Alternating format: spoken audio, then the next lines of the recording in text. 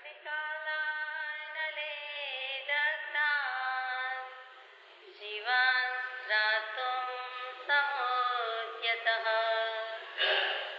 राजचन्द्रसुधा सिन्धो नमस्तस्मै स्मराम्यहम् नमो दुर्वानरागादे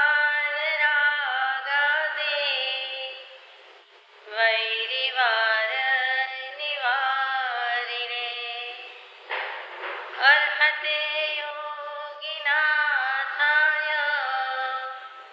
महावीराय तायिने अज्ञानतिमिरान्धानां ज्ञानाञ्जनशलाकया चक्षुरुन्मीलितं येन तस्मै श्रीगुरवे नमः। सत्श्रुतने नमस्कार, तारक त्रिपुटीने नमस्कार, असीम उपकारी आत्माने नमस्कार, मावित्रोने नमस्कार, मावित्र સમાન મુરબ્બીઓ મુમુક્ષુઓને નમસ્કાર। પરમ કૃપાળુ દેવ પ્રણીત વચનામૃતજી અંતર્ગત વ્યાખ્યાનસાર ભાગ 2 એમાં આપણે 11મા બોલમાં ચારેક બોલ સુધી યથાશક્તિ વિચારણા કરી। ચોથાના અનુસંધાનમાં જ પાંચમું છઠ્ઠું વગેરે છે, તો પાંચમા બોલથી શરૂઆત કરીએ।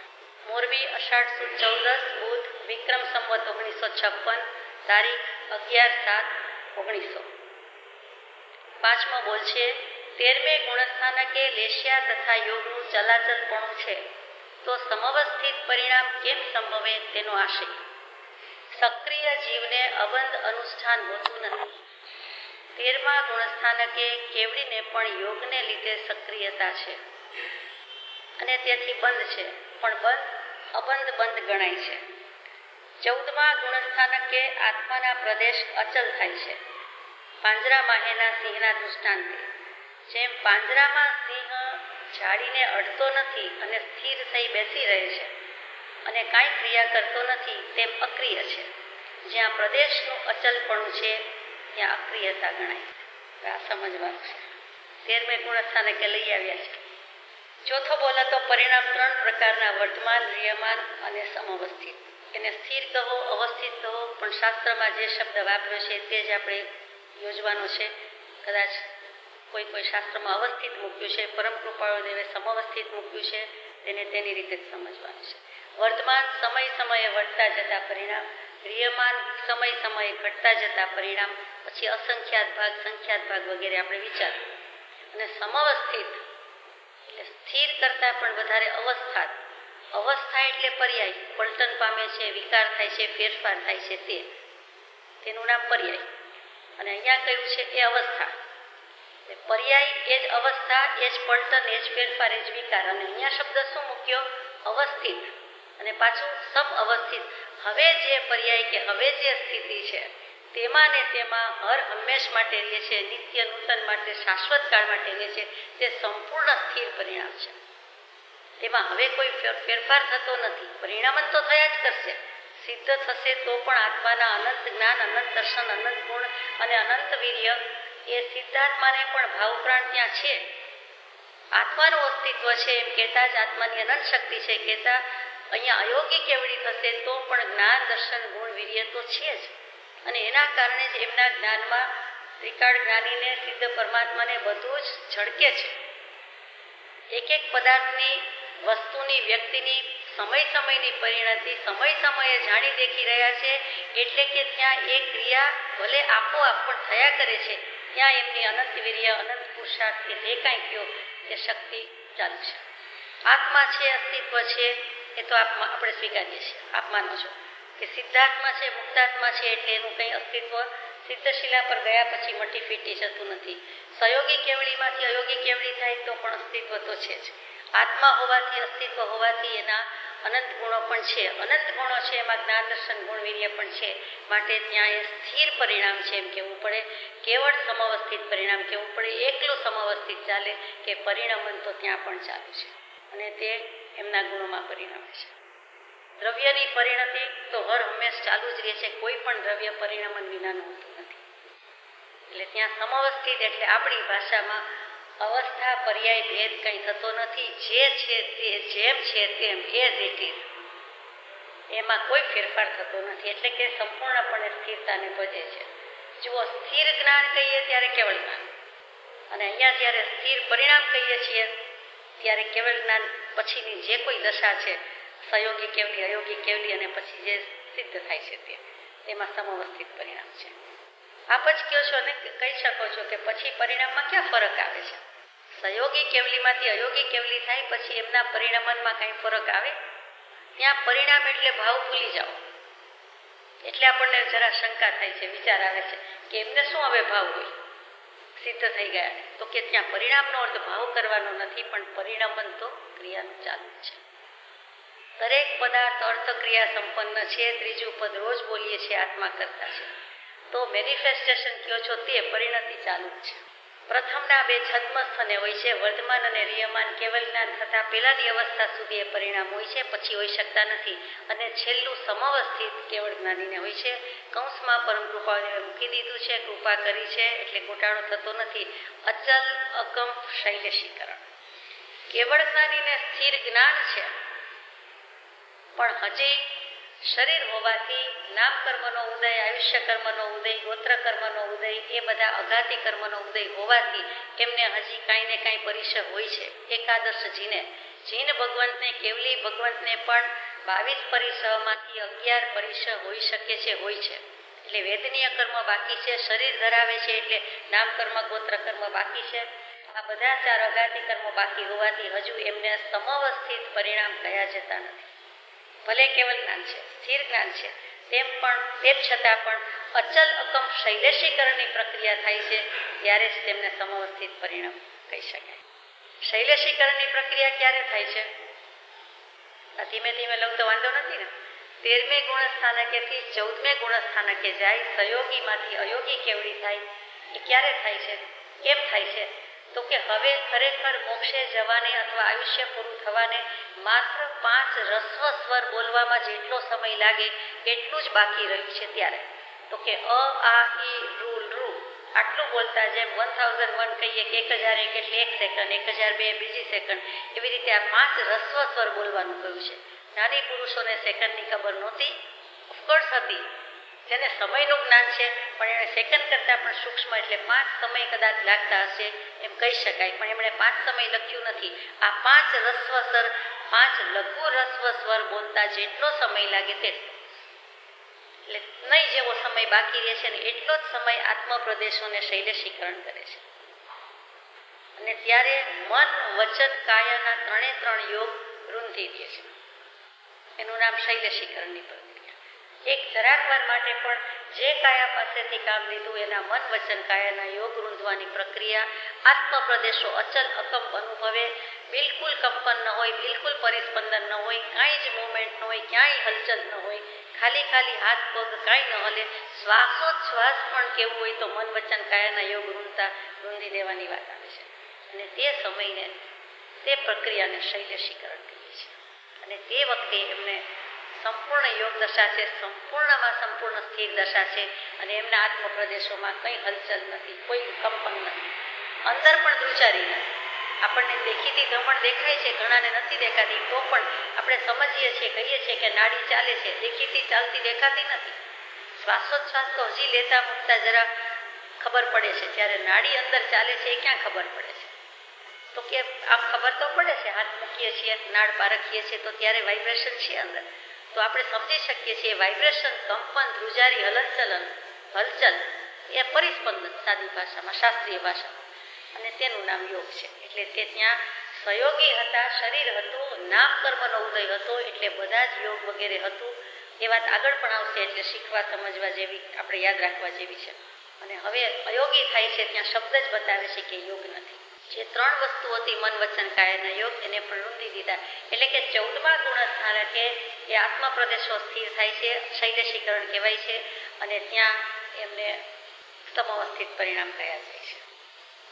જ્યારે પરમ કૃપાદેવે એમ કીધું કે હે મુનિઓ, કેવળ સમવસ્થાન રૂપ સહજ સ્વાભાવિક સ્થિતિ ન થાય ત્યાં સુધી તમે ધ્યાન અને સ્વાધ્યાયમાં લીન રહો. ત્યારે કેવળ સમવસ્થાન રૂપ પરિણામ એટલે કેવળ જ્ઞાન પણ થયું, અને કેવળ જ્ઞાન પછી આગળ જે અયોગી કેવડીની દશા કરવાની છે ત્યાં સુધી. કેવળ જ્ઞાન થઈ ગયા પછી એવા ધ્યાન સ્વાધ્યાયમાં લીન રહેવાનું કહેવાનું ન હોય, સ્વાધ્યાયમાં લીન રહેવાનું કદાચ કહેવાનું ન હોય. આપણી અપેક્ષા એ વાત કરું છું. જો કે બંને સાચું છે, બંને કહેવું જ પડે. કૃપાએ કહ્યું છે એટલે સ્વીકારવું પડે. ધ્યાનમાં શું છે કે શુક્લ ધ્યાનનો ચોથો ભાંગો, છેલ્લો ભેદ સૂક્ષ્મ ક્રિયા અપ્રતિપાતી, એ ત્રીજો ભાંગો, ત્યાર પછીનો વ્યુપરત ક્રિયા નિવૃત્તિ. શબ્દ જ સૂચવે છે કે હવે કોઈ પણ ક્રિયાની નિવૃત્તિ છે, કોઈ પણ ક્રિયા બાકી નથી. વ્યુપરત ક્રિયા નિવૃત્તિ, બધી જ ક્રિયા વિરામ પામે છે, ઉપરામ પામે છે, સંપૂર્ણ નિવૃત્તિને પામે છે. તેનું નામ શુક્લ ધ્યાનનો ચોથો ભેદ, એ અયોગી ગુણસ્થાનક વખતે એટલે કે કેવલ જ્ઞાન પછી. ત્રીજો ભેદ કેવલ જ્ઞાનમાં, પણ ચોથો ભેદ ક્યાં એમ કેવું પડશે, મન વચન કાયાના યોગ રૂંધવાનું આવે છે. ત્યાં કેટલું સૂક્ષ્મ જ્ઞાન છે અને લખી મૂકીને ગયા છે એટલે આપણને સમજાય. તો ત્યાં ધ્યાનમાં સ્થિર રહો એટલે શુક્લ ધ્યાનના ભાંગામાં. અને સ્વાધ્યાય શું, તો કે ત્યાં સ્વાધ્યાય એટલે વિતર્ક કે શ્રુતનું જે શુક્લ ધ્યાનના શરૂઆતના પાયામાં ભેદમાં અવલંબન લીધું હોય છે તે ધ્યાન.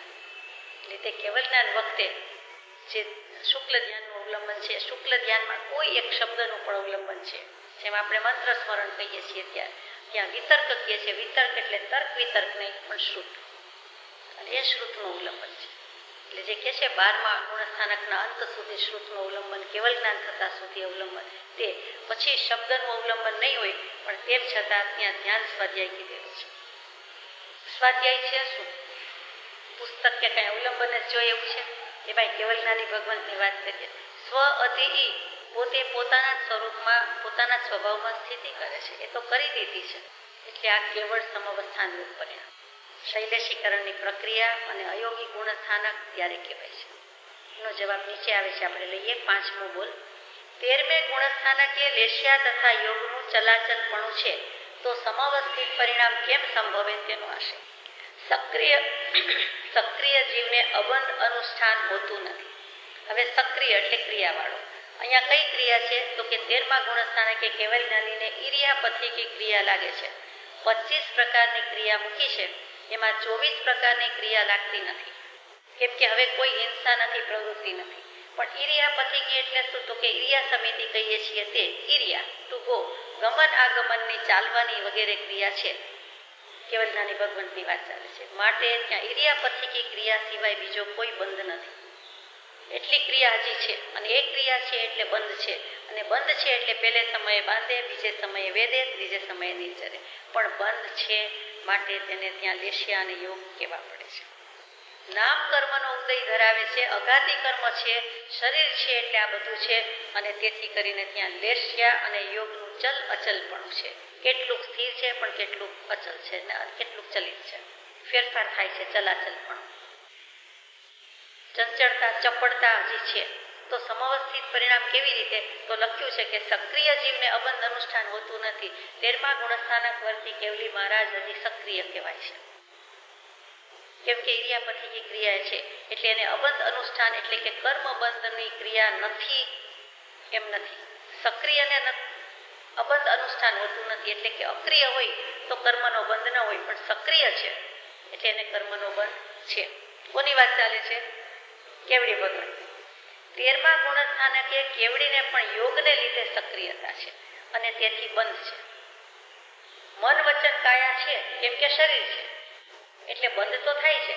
ભલે પહેલે સમયે બાંધે, બીજે વેદે ને ત્રીજે નિર્જરી જાય, એટલે એને બંધ હોવા છતાં અબંધ બંધ ગણાય છે.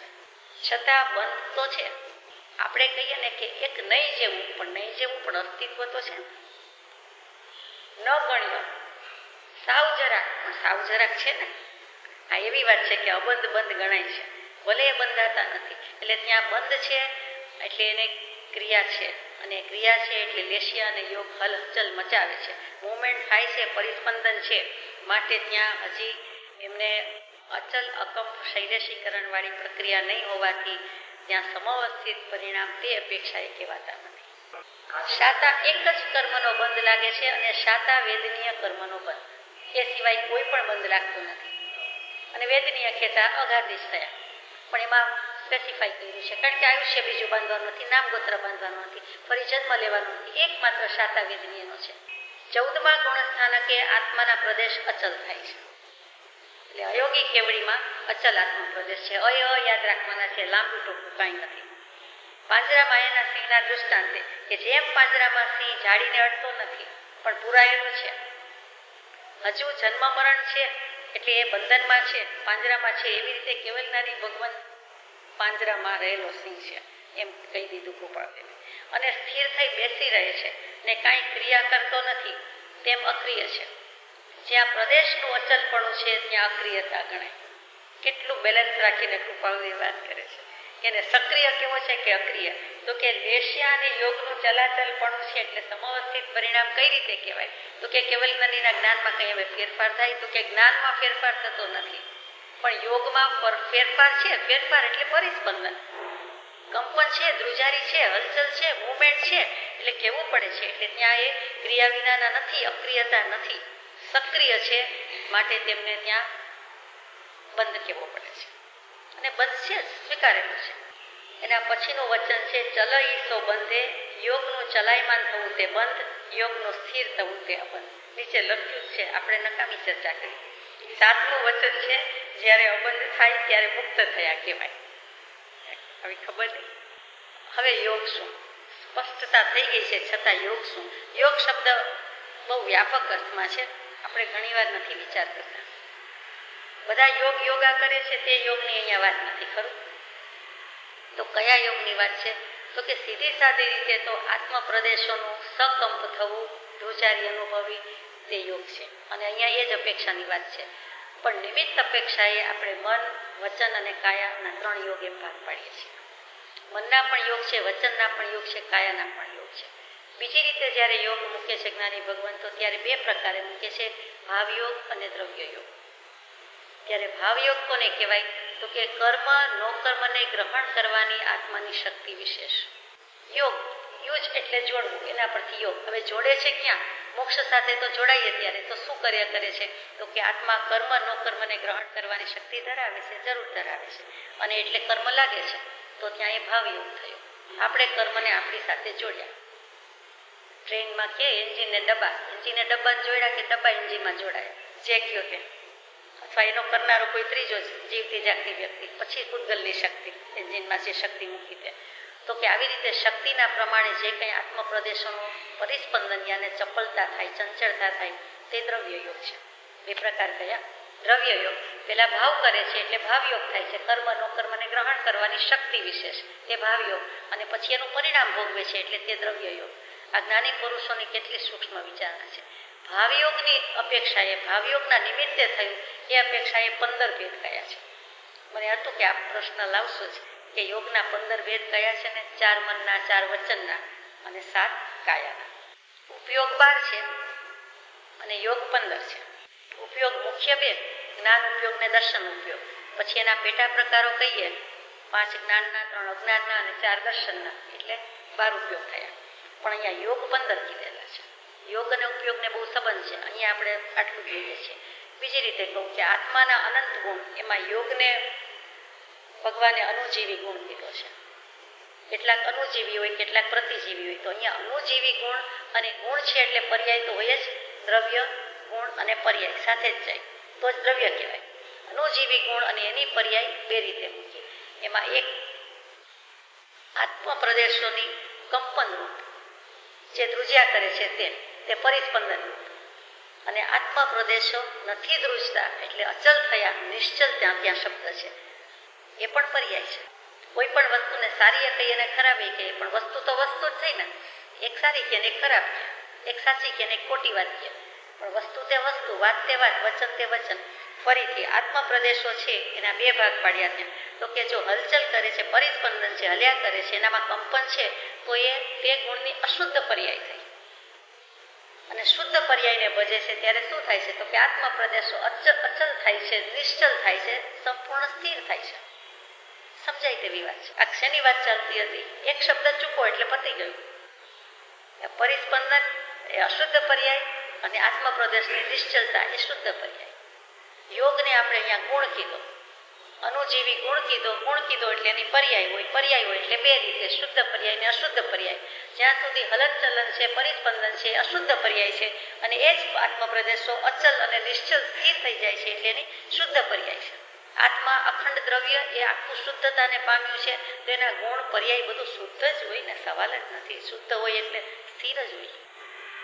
એવો સ્થિર સ્વભાવ તે ઉપજે રે, નામ ચારિત્ર તે અણલિંગ મૂળ માર્ગ સાંભળો. હવે લેશિયા શબ્દ અહીંયા આવ્યો તો એની વાત પૂરી થઈ ગઈ. 13મે ગુણ સ્થાનકે કષાય તથા યોગનું ચલાચલપણું છે. આ યોગની વાત આપણે કીધી, પછી લેશિયાની વાત પૂરી થઈ ગઈ. આ તો મોટી કોન્ટ્રોવર્સી છે. ધર્મગ્રંથકારોમાં પણ મતભેદ તો નહીં પડે પણ જુદી જુદી રીતે સમજાવે છે કે યોગ છે એને કષાય કયો છો, યોગ છે એને લેશિયા કયો છો. તો જ્ઞાની ભગવાન તો જવાબ આપે છે યોગ તે કષાય નથી અને યોગ તે લેશિયા નથી. યોગ યોગ જ છે. તો કે યોગથી કર્મ બંધાય છે એમ બધી વાત મૂકી છે તો કેવી રીતે બંધાય છે? તો કે કષાય અનુવિદ્ધ પ્રવૃત્તિ તેનું નામ લેશિયા. સમજવા જેવો શબ્દ છે. કોઈ વખત શાસ્ત્રોમાં આ શબ્દ વાંચવામાં આવશે. કષાય અનુવિદ્ધ સંધિ થઈ ગઈ. કષાયા અનુવિદ્ધ, કષાય વત્તા અનુવિદ્ધ. અનુવિદ્ધ શું છે? તો કે કષાયથી ઓતપ્રોત છે, કષાયથી પરિપૂર્ણ છે, કષાયથી સંબંધિત છે, કષાયથી મિશ્રિત છે, કષાયથી લેપાયેલું છે. ટૂંકમાં કષાય એમાં ભળેલા છે, કષાયના અંશો રહેલા છે તેનું નામ લેશે. કષાયના ઉદયથી અનુરંજિત, એક અનુરંજિત શબ્દ પણ બહુ આવશે, એક અનુવિદ્ધ આવશે, એક અનુરંજિત. તો કે કષાયથી અનુરંજિત યોગ તેનું નામ લેશિયા. આ યોગ અને લેશિયાને બહુ કનેક્શન છે, સંબંધ છે, તો જ આ 2-4 મુદ્દા સમજાય એવા છે. સળંગ છે બધી સંકલના, એટલે આપણે લઈએ છીએ. કોઈક વખત યોગની વાત આવે ત્યારે એના પર્યાય શબ્દ વિચારી કરી જવા જોઈએ કે યોગ એનું જ નામ વીર્ય. જે હમણાં અનંત જ્ઞાન દર્શન સુખ વીર્ય કયા, આત્માના 4 અનંત ગુણ કયા, અનંત શ્રી કહીએ, અનંત ચતુષ્ટય કહીએ, જ્ઞાન દર્શન સુખ અને વીર્ય.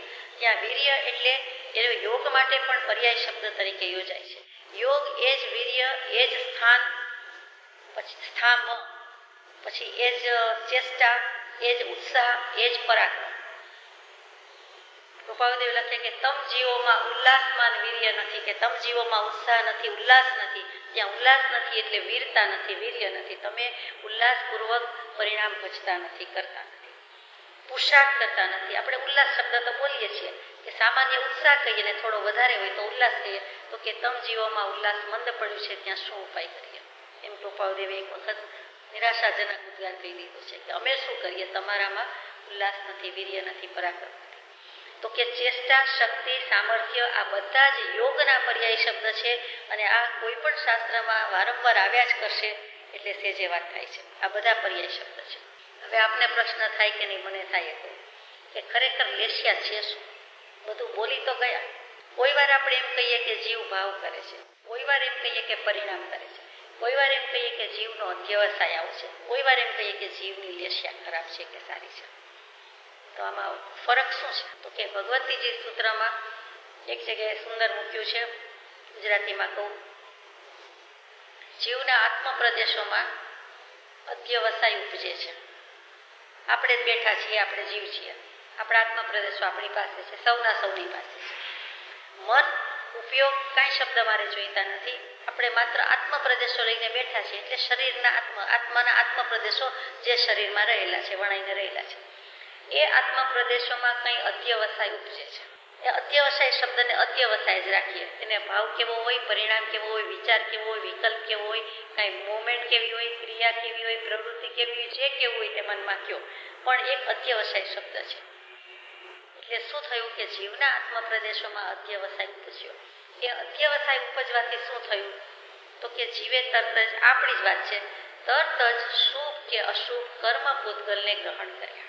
આટલું બોલાયું ને આટલું સંભળાયું, ત્યાં આપણા કર્મની પ્રક્રિયા તો ચાલુ જ છે. ભલે શુભ કર્મ, અત્યારે બીજો કોઈ ભાવ ન હોય તો શુભ કર્મના પૂતગલ મેં કે આપે ગ્રહણ કર્યા. એ પરિણામ થયું.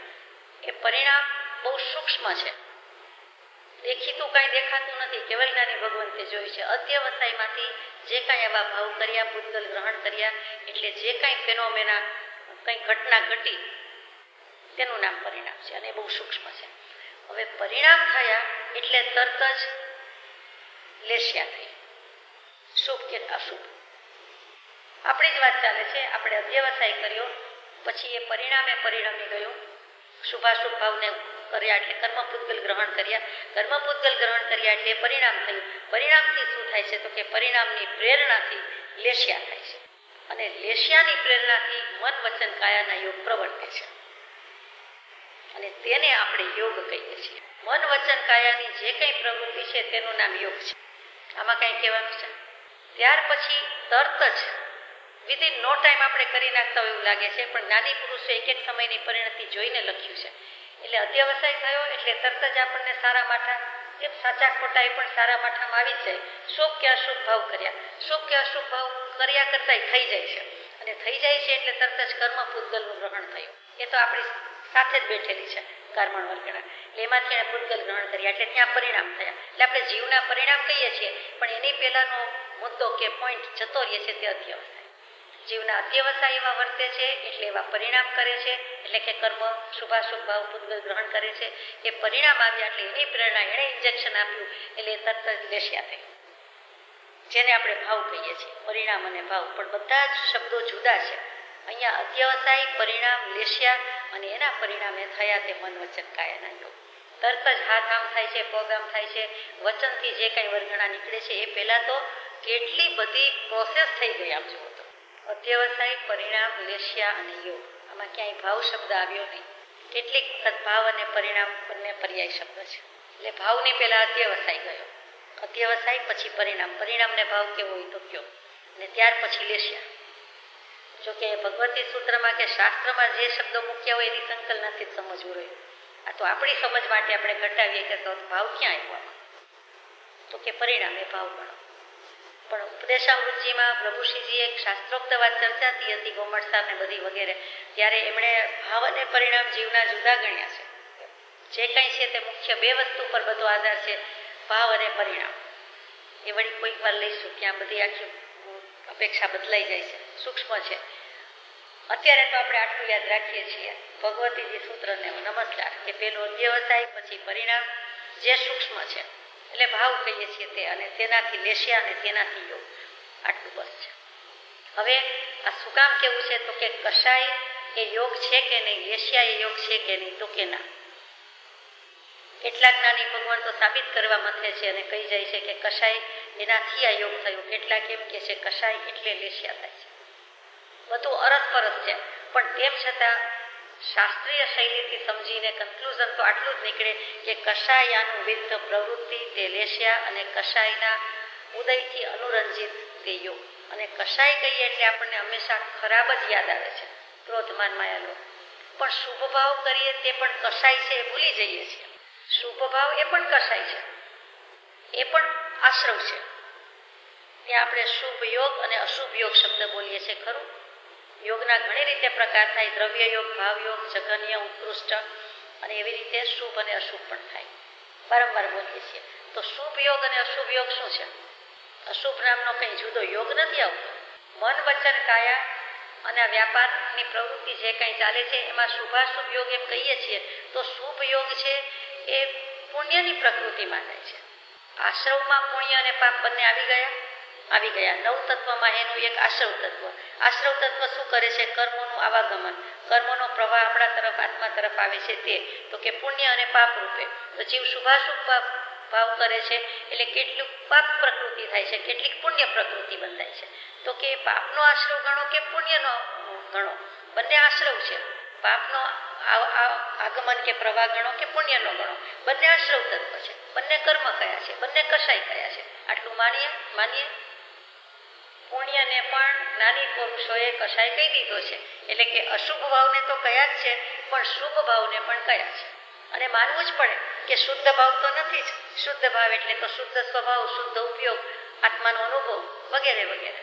તો શુદ્ધ પરિણતિ તો છે નહીં, તો પછી શુભાશુભ જ રહી. શુભાશુભ રહી એને કારણે શુભાશુભ યોગ કહેવાય છે. અને શુભાશુભ યોગ કહેવાય છે એ પણ કોઈ શાસ્ત્રોમાં શોધવા જઈએ તો જડે તેવી વાત નથી. તો કે ત્યાં શુભ ઉપયોગ છે અને અશુભ ઉપયોગ છે, માટે શુભાશુભ યોગ છે. બાકી તરત જ આપણને કોઈ ફેલ કરી દે અથવા ઓછા માર્ક્સ આપે કે આ જીવ સમજ્યો નથી, શુભ અશુભ યોગ ક્યાં આવે છે? તો કે શુભાશુભ યોગ આવે છે તે શુભાશુભ ઉપયોગને કારણે કહેવાય છે, બોલાય છે કે ઉપચારથી એમ લખ્યું જાય છે. આગળ જોઈએ. આમાં કંઈ કહેવાનું છે? પછી વિચાર આવે તો પછી કહેજો. ચલ ઈ સોબંધે યોગનું ચલાયમાન થવું તે બંધ અને યોગનું સ્થિર થવું તે અબંધ. આટલું જ સમજવા માટે આપણે આ બધી વિચારણા કરી. ભગવાને પ્રશ્ન ઉઠાવ્યો આપણને વિચારણા કરવા માટે કે 13મે ગુણસ્થાન કે લેશિયા તથા યોગનું ચલાચલપણું છે તો સમવ્યવસ્થિત પરિણામ કેમ? તેનો આશય કેમ સંભવે તેનો આશય. ચલઈ સોબંધે એક શાસ્ત્રની ગાથા છે. જોગા પૈડી પદેશા જેવી કર્મગ્રંથમાં આવે, પંચસંગ્રહમાં આવે, બીજી જગ્યાએ આવે. એક્ઝેક્ટલી એકેય જગ્યાએ નથી આવતું. નહીં જેવો ફરક છે, એકાદ કાનો માત્રાનો કે જરા તરા. પણ ચલઈ સોબંધે એવી જ એક પાછળ આગળ આવશે, જોગા પૈડી પદેશા. એ તો બૃહદ્રવ્ય સંગ્રહમાં મળી જાય છે, પણ આ એવી રીતે મળતી નથી. પણ બધાના સારાંશ રૂપે કૃપાદેવી મૂકી છે કે યોગનું ચલાયમાન થવું તે બંધ અને સ્થિર થવું તે બંધ. આપણને અત્યારે યોગના ચલાયમાન પણ કહેવાય કે ન કહેવાય? આપણા મન વચન કાયાના યોગ અત્યારે ચલિત કહેવાય કે અચલિત કહેવાય? ચલિત જ છે ને, વિચાર જ કરવાનું કેવલી ભગવંતને કહી દીધા છે. તો એટલે જ કહું છું, ઊંઘમાં પૂછે તો કહી દેવાય, સ્વપ્નમાં ઊંઘમાં ગમે ત્યાં વિચારવાનો કઈ અવકાશ જ નથી. સાતમું વચન વાંચવું બહુ ગમે, જ્યારે અબંધ થાય ત્યારે મુક્ત થયા કહેવાય. બીજી એક વાત વચ્ચે ગઈ કે પરિણામ 3 પ્રકારના રીયમાન વર્તમાન સમવસ્થિત સિવાયના. તો વાત તો પૂરી થઈ ગઈ છે, પણ ગમટસારમાં ઘણું કરીને કર્મકાંડ હોવું જોઈએ એમાં જ હશે, જીવકાંડમાં તો નથી આ વાત. તો એમાં વર્ધમાન રીયમાન પરિણામનો શબ્દ છે અને એના માટે એમણે એક શબ્દ મૂક્યો છે ઘોટમાન. ઘોટમાનો એ સિવાય કોઈ શાસ્ત્રમાં લગભગ વાંચવા સાંભળવામાં આવ્યો નથી. એટલે ઘોટમાન લખે ત્યારે આપણને એમ થાય કે આ શેની વાત છે? તો કે વર્ધમાન, રીયમાન અને અવસ્થિત પરિણામ. અને ઘોટમાન યોગ સ્થાન કહે છે અને ઘોટમાન પરિણામ કહે છે. કોના? તો કે જીવના વર્ધમાન, રીયમાન. ખરેખર રીય શબ્દ છે, હ કરી અને નીચે એને આમ એક છેદ મૂકવો જોઈએ. હા, સંસ્કૃતમાં હા એટલે છોડવું, ત્યાગવું, ઘટતું જવું. અને એના ઉપરથી હે શબ્દ આવ્યો, ત્યાગવા લાયક, છાંડવા લાયક, ત્યજી દેવા યોગ્ય. તો એ હા ઉપરથી રીયમાન થાય, પણ અહીંયા પ્રિન્ટમાં રહી ગયું હશે. સંસ્કૃતમાં રીયમાન એટલે ઘટતા. એટલે વર્ધમાન પરિણામ હોય, રીયમાન પરિણામ હોય કે અવસ્થિત પરિણામ હોય, એ ત્રણેય ઘોટમાન પરિણામના પ્રકાર છે. બોલ નંબર 8. ઉત્સર્ગ એટલે આમ હોવું જોઈએ અથવા સામાન્ય. અપવાદ એટલે આમ હોવું જોઈએ પણ તેમ ન બને તો આમ. અપવાદ માટે છિંડી શબ્દને વાપરવો બહુ જ હલકો છે, માટે તે વાપરવો નહીં. બહુ ગમે એવો શબ્દ નથી. સાથે સાથે 9મું વાંચી લઈએ. ઉત્સર્ગ માર્ગ એટલે યથાખ્યાત ચારિત્ર જે નિરતિચાર વાળું છે. ઉત્સર્ગમાં 3 ગુપ્તિ સમાય છે, અપવાદમાં 5 સમિતિ સમાય છે. ઉત્સર્ગ અક્રિય છે, અપવાદ સક્રિય છે. ઉત્તમ ઉત્સર્ગ માર્ગ છે અને તેથી જે ઉતરતું તે અપવાદ છે. 14મું ગુણસ્થાનક ઉત્સર્ગ છે, તેથી નીચેના ગુણસ્થાનકો એકબીજાની અપેક્ષાએ અપવાદ છે. આપણે તો ઉત્સર્ગ અને અપવાદ એક જ રીતે ઘટાડ્યું છે આજ સુધી. ઉત્સર્ગ એટલે આમ હોવું જોઈએ અથવા સામાન્ય. પછી આપણે કહીએ કે every rule has N exception. નિયમ છે ત્યાં અપવાદ છે, એટલે ઉત્સર્ગ છે ત્યાં અપવાદ છે. ઉત્સર્ગનો અર્થ એટલો જ કે આમ હોવું જોઈએ અથવા સામાન્ય. આપણે કહીએ ને in general, generally speaking, normally saying, એવા બધા જે શબ્દ કહીએ કે વસ્તુ તો આમ હોવી જોઈએ, પછી આપની મરજી, આપનો અધિકાર, આપને જેમ યોગ્ય લાગે, પણ આમ છે એ સમજી જવાય એવો શબ્દ છે. અહીંયા ઉત્સર્ગ એટલે ત્યાગ નહીં, દેહોત્સર્ગ એટલે દેહનો ત્યાગ, કાયોત્સર્ગ એટલે કાયાનો મીન્સ કાયા ભાવનો, શરીર ભાવનો, દેહ ભાવનો ત્યાગ. આપઘાત કરવો એમ નહીં, કાયોત્સર્ગનો અર્થ આપઘાત નથી, પણ કાયાના ભાવનો, શરીર ભાવનો, હું દેહ છું, દેહાદિક સંબંધ છે, એ ભાવને છોડી દેવાનો છે ઉત્સર્ગ. તો અહીંયા ઉત્સર્ગ એટલે ત્યાગની વાત નથી આવતી. ઉત્સર્ગ એટલે આમ હોવું જોઈએ અથવા સામાન્ય કથન છે. પછી અપવાદ, આમ હોવું જોઈએ પણ તેમ ન બને તો આમ, એટલે કે તે વિશેષ કથન થયું કે સામાન્ય નિયમમાં પરિવર્તન કે ફેરફાર આવે.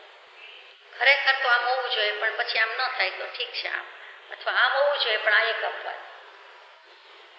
કૃપાળુદેવ અપવાદરૂપ પુરુષ હતા, એટલે જેટલું કંઈ લાગુ પડે તેટલું હોવું જોઈએ, થવું જોઈએ ને શાસ્ત્રોક્ત કથન જે હોય તે, પણ તે અપવાદરૂપ પુરુષ હતા એટલે અપવાદરૂપ પુરુષ, એ એક્સેપ્શનલ.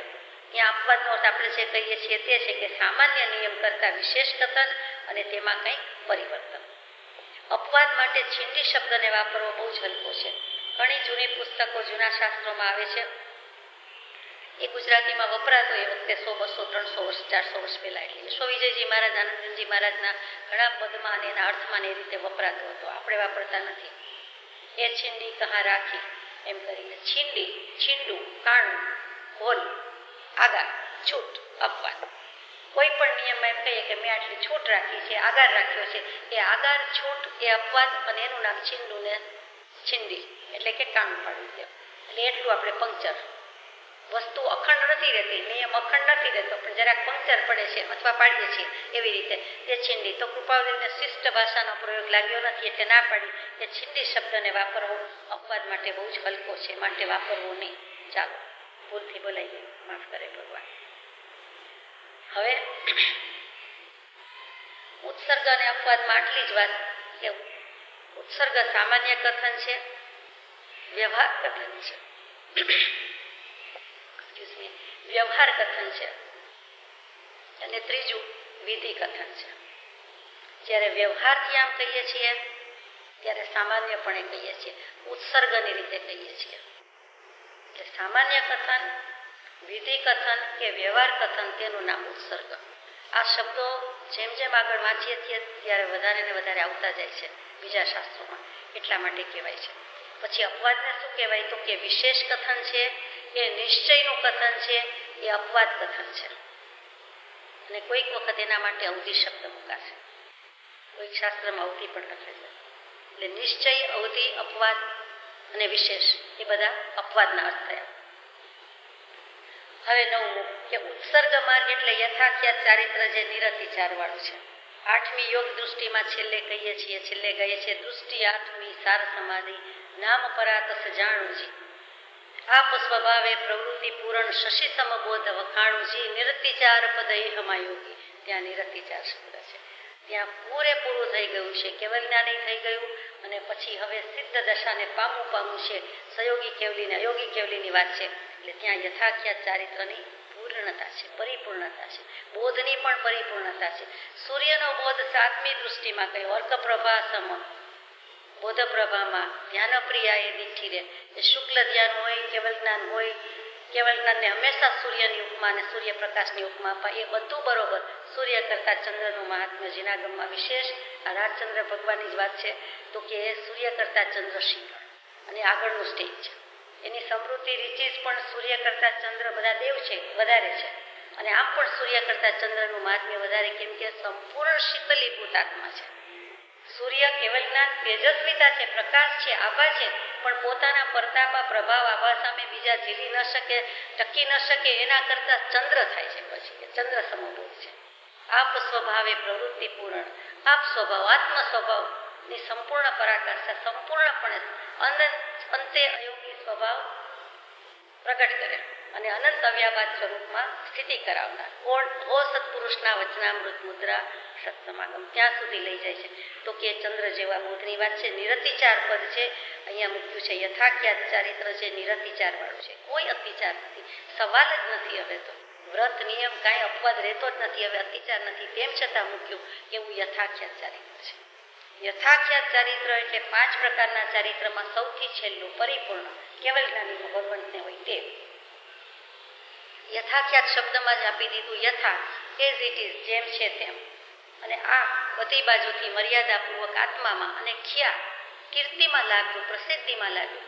આત્મા એ આત્માનું સ્વરૂપ જેમ છે તેમ સંપૂર્ણપણે આત્માની મર્યાદામાં કીર્તિત કર્યું, પ્રસિદ્ધ કર્યું, સાબિત કર્યું. તેનું નામ યથાખ્યાત ચારિત્ર.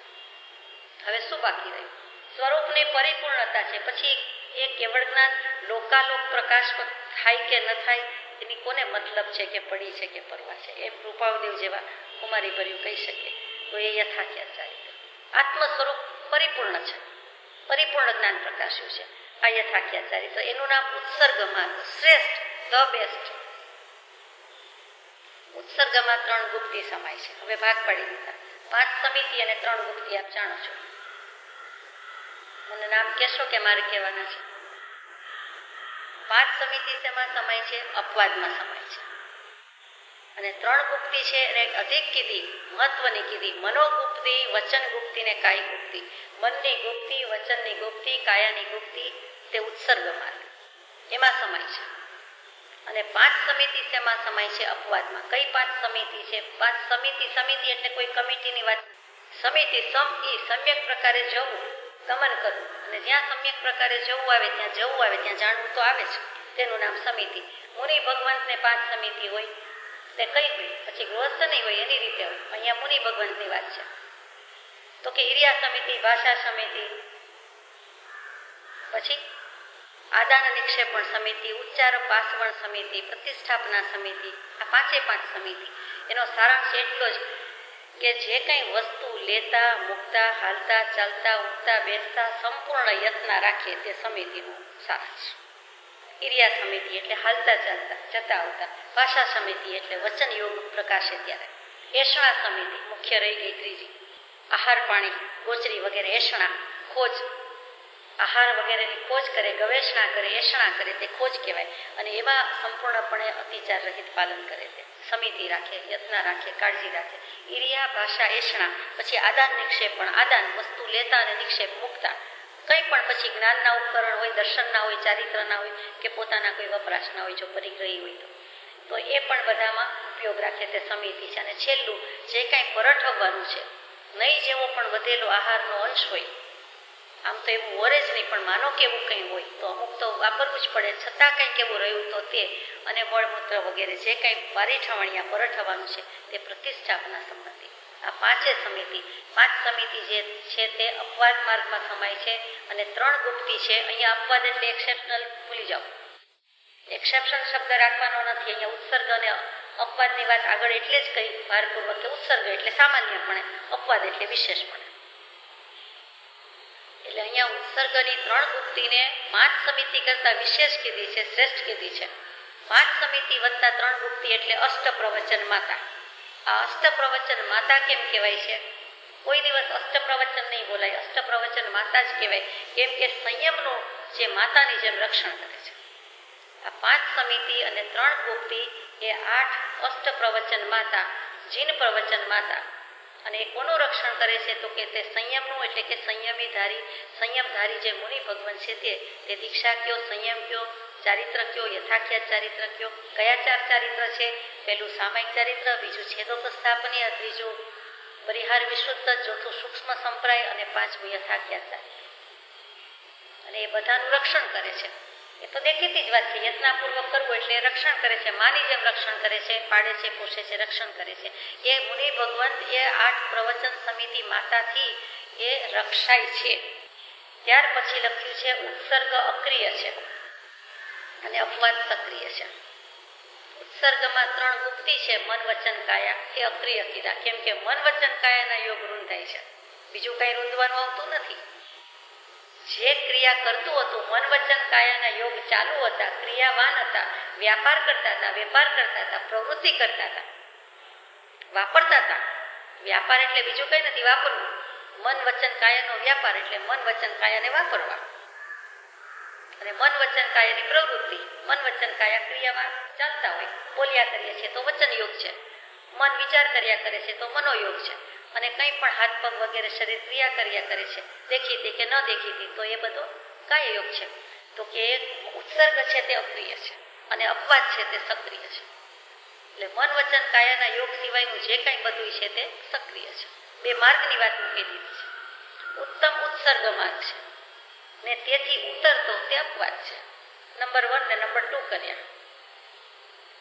14મું ગુણ સ્થાનક ઉત્સર્ગ છે, માનવું જ પડે છે જ.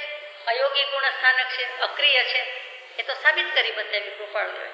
અને તેથી નીચેના ગુણ સ્થાનકો એકબીજાની અપેક્ષાએ અપવાદ છે. 14મા કરતા 13મું ઓછું, જરાક ઉત્તર, 13મા કરતા 12મું, એમ એકબીજાની અપેક્ષાએ ચડ ઉતર થયા કરે છે અને અપવાદ છે. પણ 14મું છે તે ઉત્સર્ગ છે.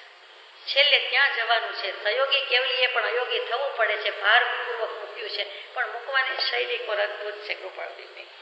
શાસ્ત્રકારોએ આ વસ્તુ મૂકી હોય તો ત્યાં આપણને વાદ વિવાદ જેવું, મતભેદ જેવું, ડિફરન્સ ઓફ ઓપિનિયન જેવું, ભલે સિદ્ધાંત એક જ હોય, અથવા તો આમ માને છે અથવા આમ છે, કાં તો ક્લિષ્ટ થઈ જાય છે. અને આ સ્પષ્ટ મૂક્યું છે. એટલો ફરક છે. બીજું અપવાદની વાત આવી એટલે કહું કે જૈન દર્શન વિતરાગવાણીમાં અનેક સૂત્રો છે. એટલે કે સૂત્રો કહેતા આગમ સિદ્ધાંત પણ ઘણા છે, શાસ્ત્રો ઘણા છે, અને એમાં જે કંઈ વાત મૂકવામાં આવી છે તે સૂત્ર પણ ઘણા છે. એ અનેક સૂત્રો અનંત નથી કીધા, અનેક સૂત્રો. એમાંથી મુખ્યમાં મુખ્ય 6 છે.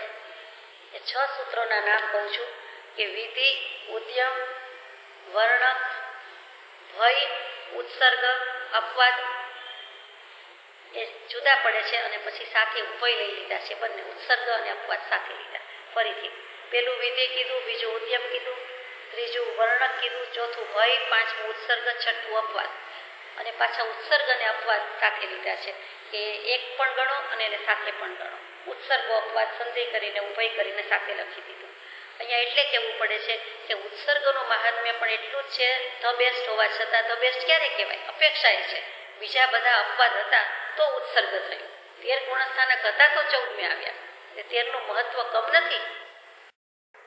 13 તો શું એકડાનું પહેલાનું મહત્વ કમ નથી. એટલે કેવું છે એમ કે આટલી બધી સંકલ્પના મૂકી છે તો જૈન દર્શન આટલું વણાયેલું છે. આ બધા સૂત્રોને 6 જ વિભાગમાં મૂકવા હોય તો આ રીતે મુકાય. એમાં ઉત્સર્ગ અપવાદ જુદું પણ મૂક્યું અને સાથે પણ મૂક્યું. સાથે મૂકવામાં જ્ઞાની પુરુષોએ ખૂબી કરી છે કે જો સાથે છે એનો અર્થ જ એમ કે એકબીજાની ઉપેક્ષા ન કરાય. એકબીજાથી ચડ ઉતર ભલે ગયો પણ બંનેનું મહાત્મ્ય છે. એટલે બંનેને પ્રમાણ કીધા છે, બંનેને જ્ઞાન કીધા છે. જ્ઞાનમ પ્રમાણમિતિ અનુભવ બંને એક છે. ઉત્સર્ગ પણ લેવું જોઈએ, એનું પણ બારોબાર મહાત્મ્ય છે. અપવાદનું પણ એટલું જ બારોબાર મહાત્મ્ય છે. એમ ઉભય કહીને ખૂબી કરી નાખી છે. અપવાદ સૂત્રો આપણે વાંચ્યું હોય તો મોટે ભાગે જે 45 આગમમાં છેદ સૂત્રો આવે છે, 6 છેદ સૂત્રો કહેવાય તેમાં આવે છે.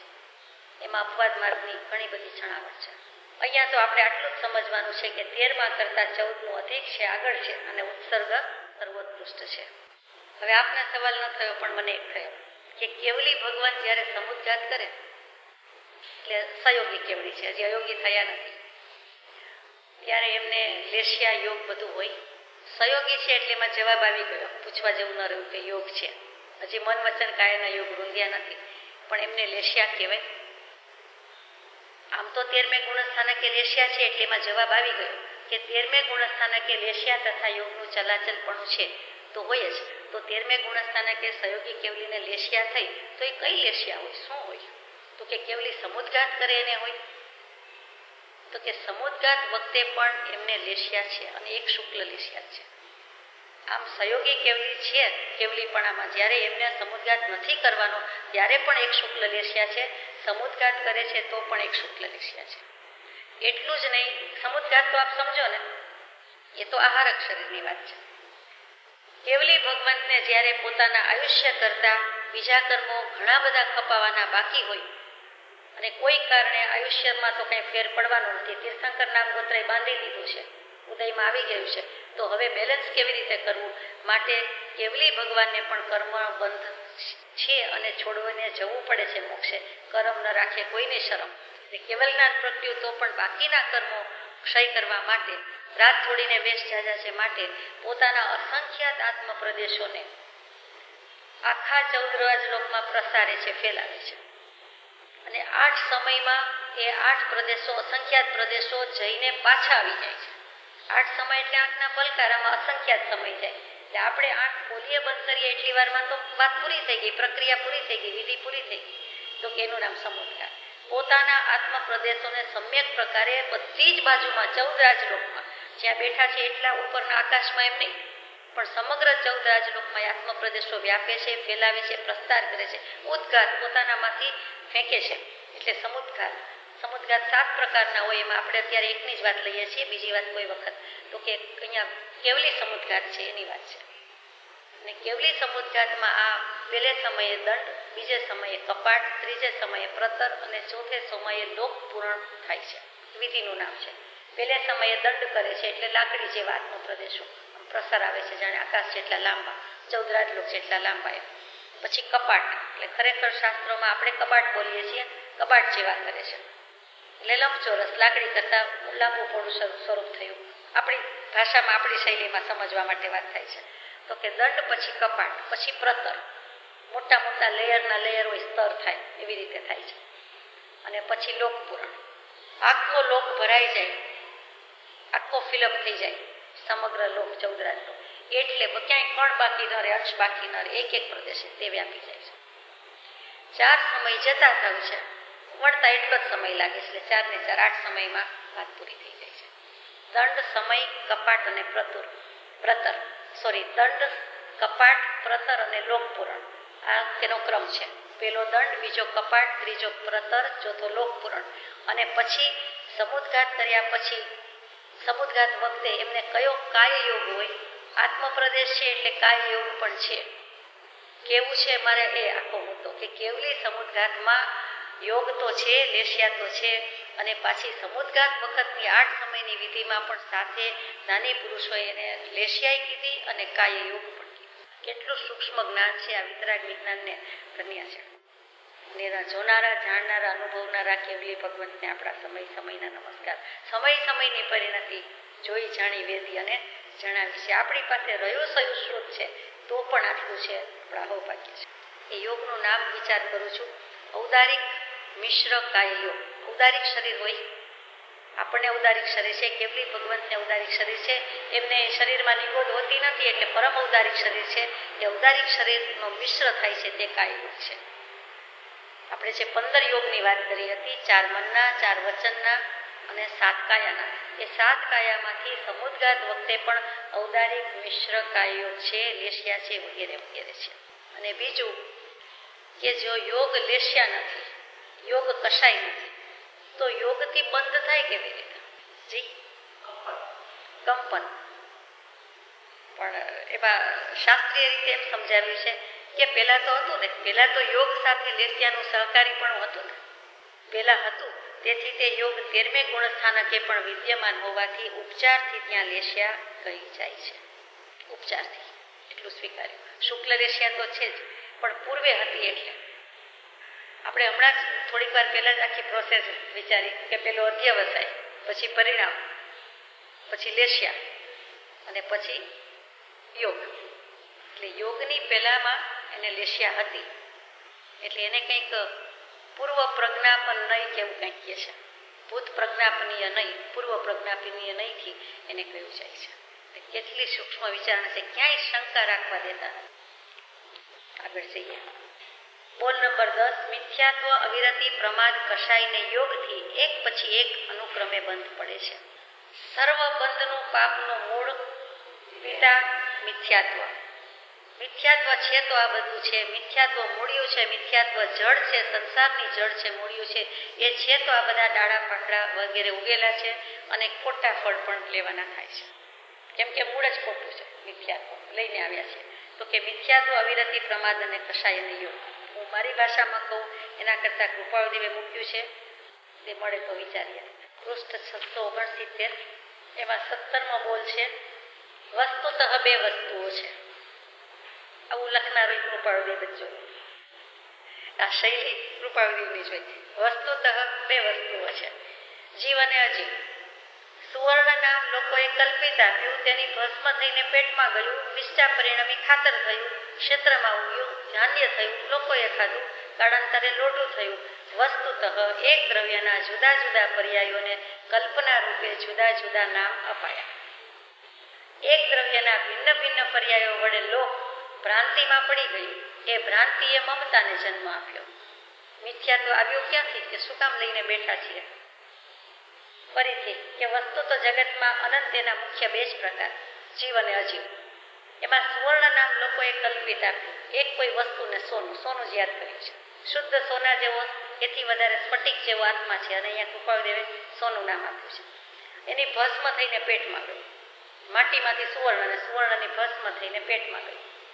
વિષ્ટા પરિણામે ખાતર થયું. એ જ ખાતરથી પાછું ખેતરમાં ધાન્ય ઉગ્યું. જમવાનું ભાવવાનું નથી, કાંઈ વાંધો નહીં, લોકોએ ખાધું. એની કાળાંતરે લોઢું થયું. હવે લોઢું કેમ થયું આપ જાણો.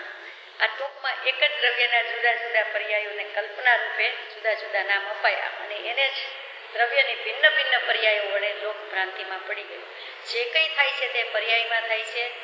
એ જીનાગમની ભેટ છે. જ્ઞાની પુરુષની આપણને ભેટ આપેલો સિદ્ધાંત છે. એ આપણે ભૂલી જઈએ છીએ.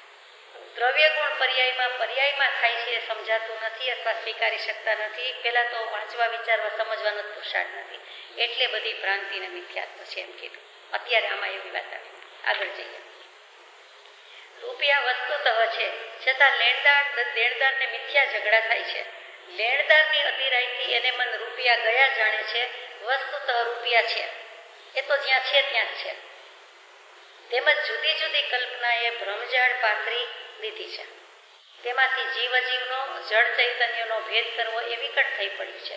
ભ્રમજાળ યથાર્થ લક્ષમાં ઉતરે તો જળ ચૈતન્ય ક્ષીર નિર્વત સ્પષ્ટ ભાષે, ભિન્ન સ્પષ્ટ ભાષે. દૂધને પાણી સાથે રહેલા છે સ્વીકારી લીધું છે. રોજ દૂધ જોઈએ છે, વાપરીએ છીએ, સદુપયોગ કરીએ છીએ, તો પણ ત્યારે વિવેક થતો હોય તો સારી વાત છે, નહીંતર ભૂલી જઈએ છીએ કે આમાં પાણી છે જ, પાણીનો અંશ છે જ.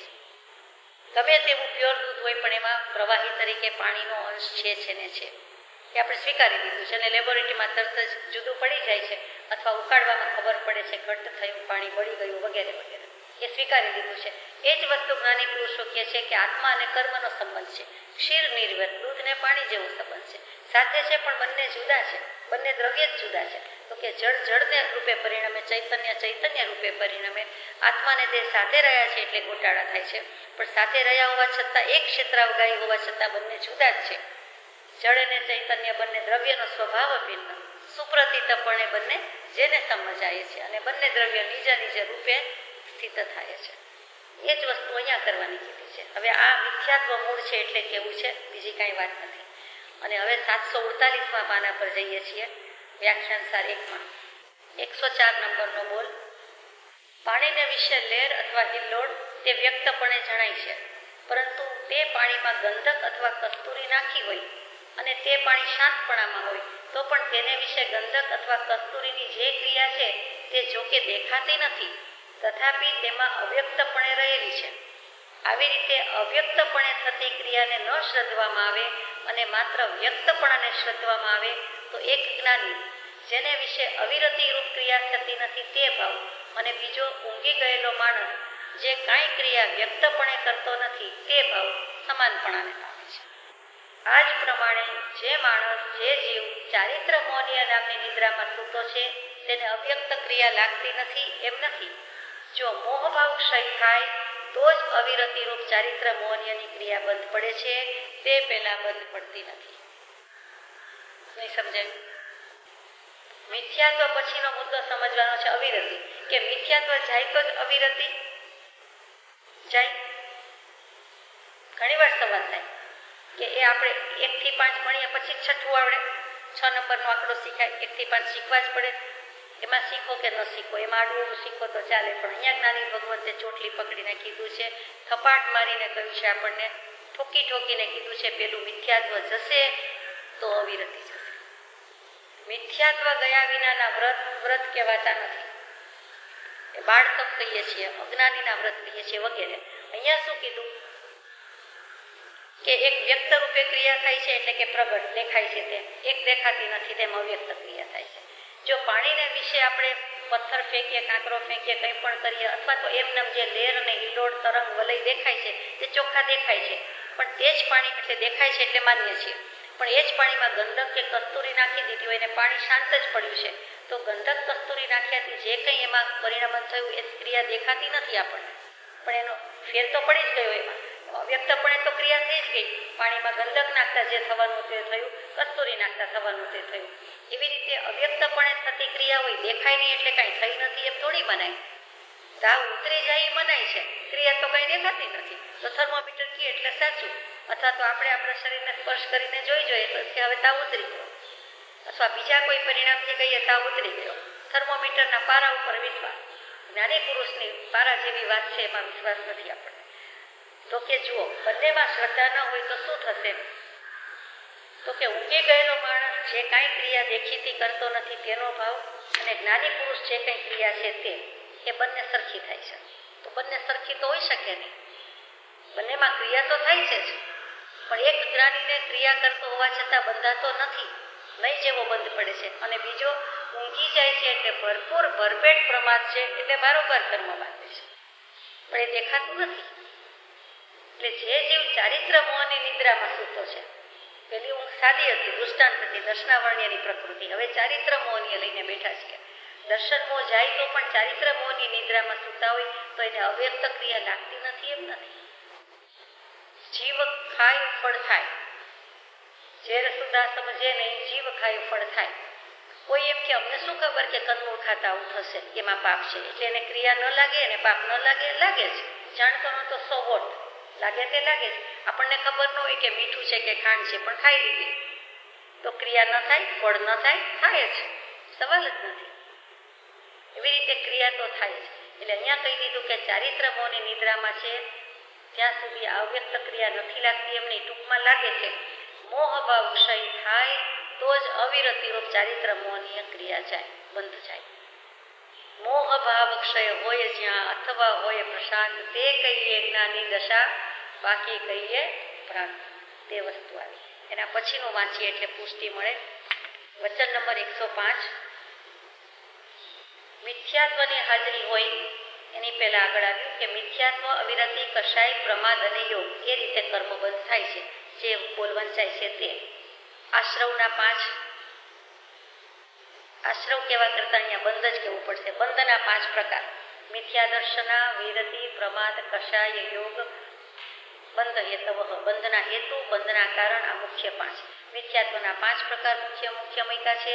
અવિરતિના 12 મૂક્યા છે. કષાયના 25 મૂક્યા. પ્રમાદના કોઈ ભેદ નથી મૂક્યા અને યોગના 15 મૂક્યા. એટલે આ સરવાળો 57 ભેદ થતા હશે. આ આશ્રવના 57 ભેદ કીએ તો આ 57 થાય. બંધના 57 નથી કીધા, આશ્રવના 57 ભેદ છે. કર્મને આવવાના, આપણી તરફ આવવાના આગમનના કારણ શું છે? આશ્રવ અને બંધમાં ફેર છે. પહેલા આશ્રવ છે, પછી બંધ છે. એટલે આ આશ્રવ કયા આવી રહ્યા છે. મિથ્યાત્વની હાજરી હોય ત્યાં સુધી અવિરતિપણું નિર્મૂળ થતું નથી, એટલે જતું નથી.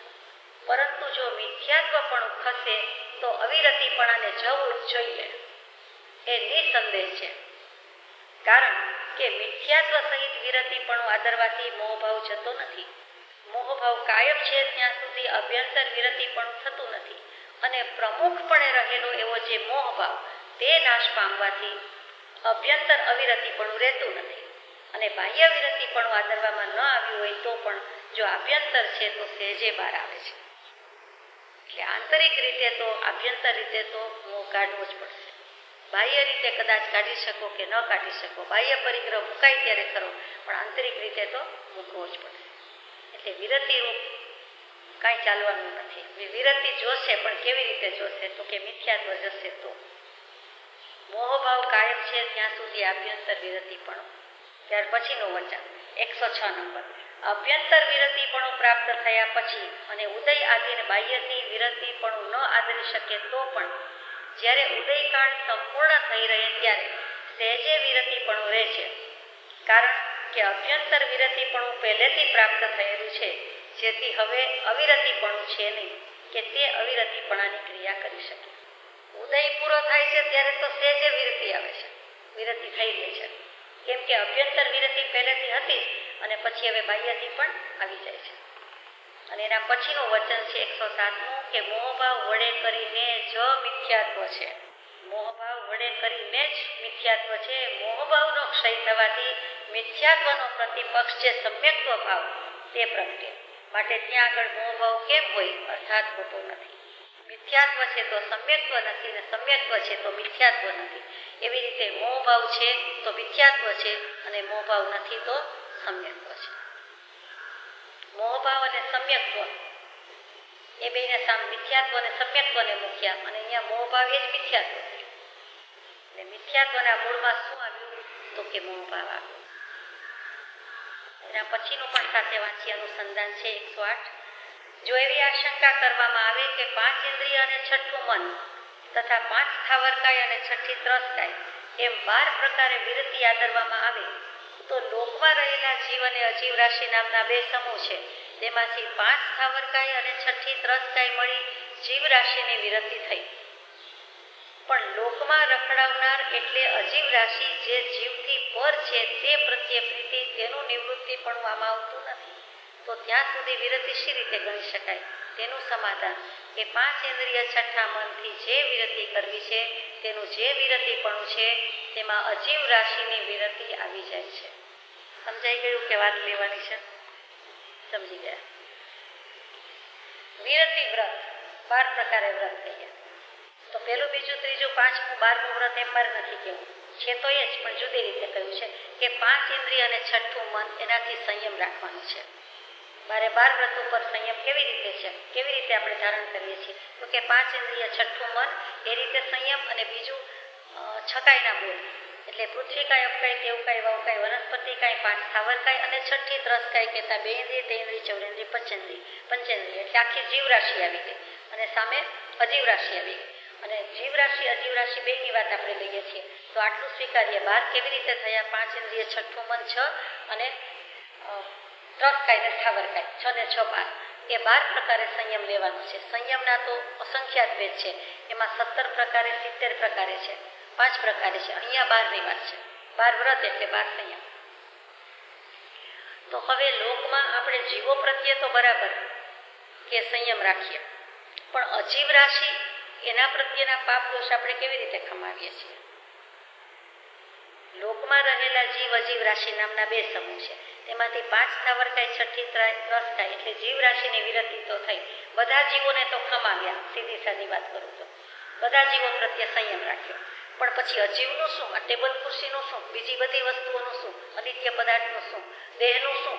દેહ કાયા છે, પણ આમ તો અજીવ જ છે ને, પૂતગલ જ છે ને. જ્યાં સુધી આત્મા સાથે છે ત્યાં સુધી જીવતી જાગતી કહીએ છીએ, પણ જીવતી જાગતી કાયા છે જ નહીં એમ બોલાય છે, એમાં ચેતન છે એટલે ત્યાં સુધી. પછી એ જળ છે, પૂતગલ છે, અરૂપી દ્રવ્ય છે, રૂપી દ્રવ્ય છે. તો કે લોકમાં રખડાવનાર અજીવ રાશિ જે જીવથી પર છે એના પ્રત્યે પ્રીતિ, એની નિવૃત્તિ કેવી રીતે? એને ખમાવાની વાત એટલે પ્રીતિની નિવૃત્તિ એમ શબ્દ કૃપાળદેવે મૂક્યો કે એના પ્રત્યેનો મોહ છે એ કેવી રીતે નિવૃત્ત થાય? તો કે 5 ઇન્દ્રિય છઠ્ઠા મનથી જ્યારે આપણે જે વિરતિ કરીએ છીએ તેમાં જીવ રાશિની સાથોસાથ અજીવ રાશિ પણ આવી જાય છે.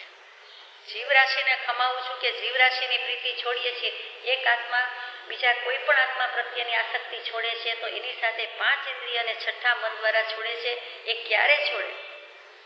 આ સહેલી વાત નથી. અનિત્ય પદાર્થ પ્રત્યે મોહ બુદ્ધિ છે એ જ્યારે છૂટે છે, મોહ ભાવ વડે મિથ્યાત્વ છે, એ જ્યારે છૂટે છે ત્યારે તો વિરતિ આવે છે. એટલે અનિત્ય પદાર્થ પ્રત્યે મોહ બુદ્ધિ હોવાને લીધે જીવને, આત્માને અસ્તિત્વ, નિત્યત્વ, અવ્યાભાસ, સમાધિ, સુખ ભાનમાં આવતું નથી. એમ કૃપાળુદેવે ગાંધીજીને એક પત્ર લખ્યો, એમાં આ મૂકેલું છે ફરીથી કે અનિત્ય પદાર્થ પ્રત્યે મોહ બુદ્ધિ હોવાને લીધે આત્માને, જીવને પોતાનું અસ્તિત્વ, નિત્યત્વ, અવ્યાભાસ, સમાધિ, સુખ ભાનમાં આવતું નથી. હવે આપણે અનિત્ય પદાર્થ પ્રત્યે મોહ, પ્રીતિ, માયા મૂકી દીધી, કેમ કે મિથ્યાત્વ કાઢ્યું. મોહ ભાવ વડે મિથ્યાત્વ છે ને મિથ્યાત્વ મૂક્યું, મોહ ગયો.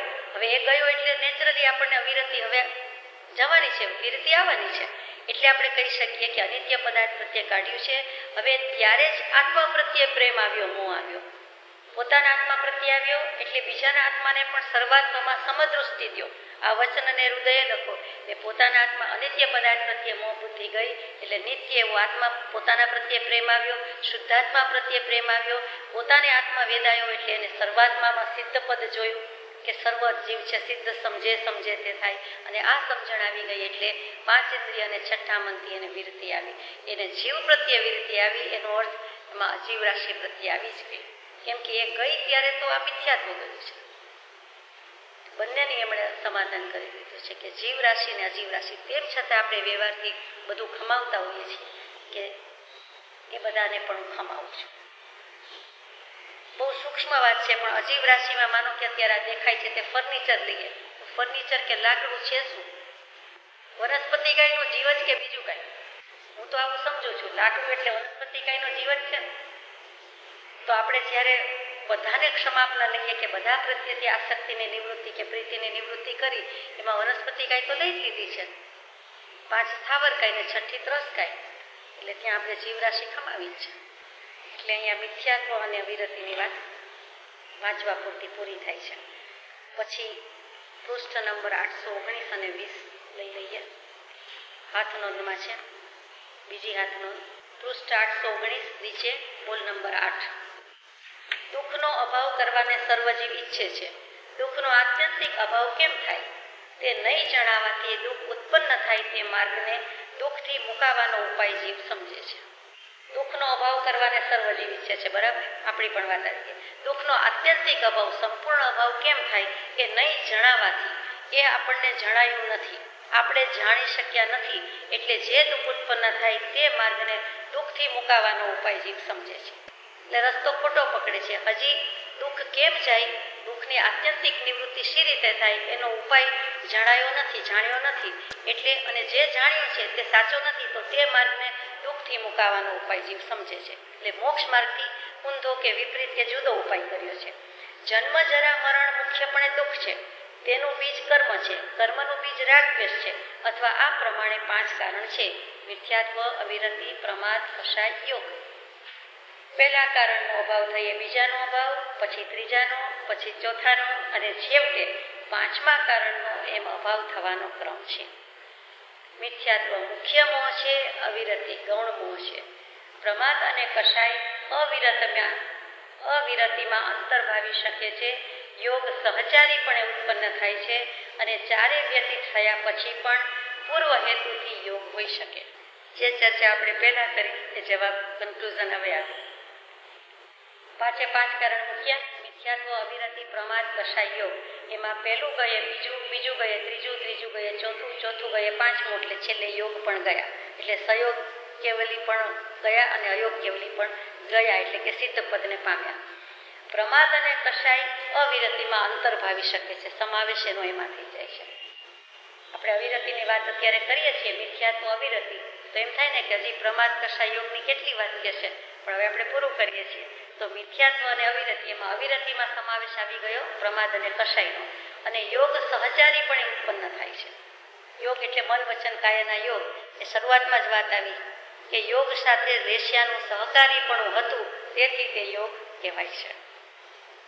અને ચારે વ્યતીત થયા પછી, એટલે કે મિથ્યાત્વ, અવિરતિ, કષાય અને વચ્ચે ગયું તે પ્રમાદ, એ ચારે ચાર ગયા પછી પણ પૂર્વ હેતુથી યોગ હોઈ શકે. એટલે પૂર્વ હેતુ એટલે પૂર્વે કારણ હતું, પૂર્વે તો યોગ હતા. અરે પૂર્વે આ બધા ભાવો હતા. પૂર્વે છેલ્લો કયો હતો? કષાય હતો. કષાયથી અનુરંજિત એવો યોગ હતો, તેનું નામ લેશ્યા. કષાયથી અનુરંજિત અથવા અનુવિત પ્રવૃત્તિ, તેનું નામ લેશ્યા. તે હતું. અને હતું એટલે એમ કહેવાય છે કે પૂર્વે યોગ સાથે લેશ્યાનું સહકારીપણું હતું, સહચારીપણે કે સહકારીપણે હતું, એટલે એ યોગ. અને 13મે ગુણસ્થાને કે વિદ્યમાન હોવાથી ઉપચારથી લેશ્યા કહી છે. અને લેશ્યાનું કાર્ય કર્મબંધ કરવાનું છે. એ આપણે વિચાર્યું કે આત્મા પહેલા અધ્યવસાય કરે છે, પછી પરિણામ કરે છે, એનાથી લેશ્યા થાય છે અને એનાથી યોગ થાય છે. ઇતિ સિદ્ધ સહજાત્મ સ્વરૂપ પરમ કૃપાળુ દેવ